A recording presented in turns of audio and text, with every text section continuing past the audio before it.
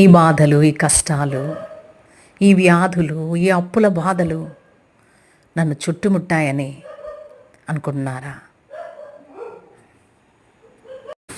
ఈ బాధలు, ఈ కష్టాలు, ఈ అప్పుల బాధలు, ఈ రోగాలు నన్నే ఎందుకు చుట్టుముట్టాయంటూ బాధపడుతున్నావా? అయితే ఇది నీకే. దానియేలును పకపట్టి శత్రువులు సింహపు బోనులో వేయించారు.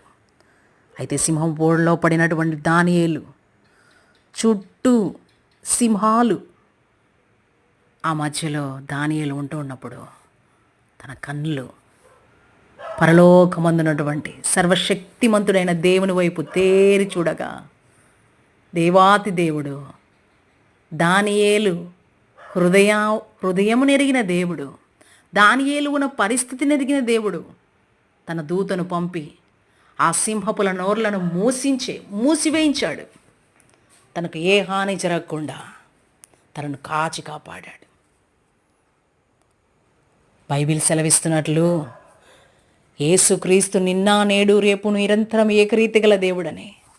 అలనాడు దానియేలును కాపాడిన దేవుడు ఈనాడు నిన్ను కాపాడటకు సమర్థుడు. నా సహోదరి సహోదరా, ప్రభు వైపు నీ కనులు ఎత్తి చూడు, నీ సహాయం ఆయన వైపు నుంచి వచ్చును. కీర్తనలు 121 1వ వాక్యంలో కీర్తనాకారుడు ఇలాగంటాడు: పర్వతముల వైపు నా కనులెత్తి చూస్తున్నాను, నా సహాయం ఎక్కడి నుండి వచ్చును? నా సహాయము దేవుని యొద్ద నుండి వచ్చునని. నీ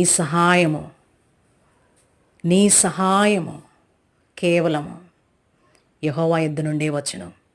ఏలయనగా ఆయన సెలవిచ్చాడు, నీ బాధలలో, నీ కష్టాలలో, నీ సంకటములలో నాకు మొరపెట్టుము, నేను నీకు ఉత్తరం ఇచ్చేదను, నిన్ను విడిపించేదను, తద్వారా నీవు నా నామాన్ని మహిమపరచెదవని.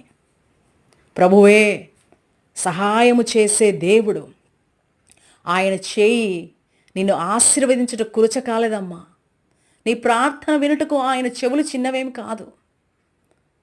నీ మొరలు ఆలకించే దేవుని వైపు నీ కనులెత్తి చూడు.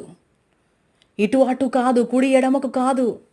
నాకెవరు సహాయం చేస్తారు? ఈ బాధల నుండి నన్ను ఎవరు విడిపిస్తారు అని అనుకుంటున్నావా? ఆయన వైపు నీ కనులెత్తి చూడు. నీ కనులు తేటగా ఆయన వైపు చూడమ్మా.